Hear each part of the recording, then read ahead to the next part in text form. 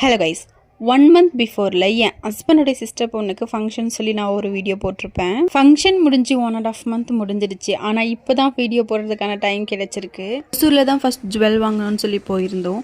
எங்கள் நாத்தனாருக்கு ஒரு எக்ஸ்பெக்டேஷன் இருந்துச்சு. அவங்க எக்ஸ்பெக்ட் பண்ண மாதிரி சேம் டிசைன் அங்கே கிடைக்கல.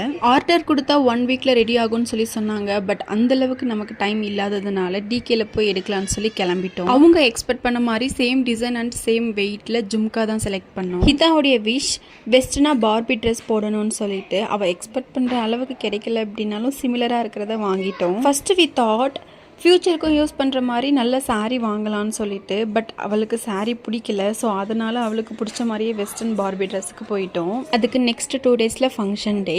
ஃபங்க்ஷனுடைய டெக்கரேஷனுக்கு வெளியிலேருந்து ஆள் யாருமே நாங்கள் கூப்பிடல. எங்களுக்கு தெரிஞ்ச மாதிரி சிம்பிளாக நாங்களே டெக்கரேஷன் பண்ணி முடிச்சிட்டோம். ஃபங்க்ஷன் மினி விலாக் நாளைக்கு போஸ்ட் பண்ணுறேன். So stay tone.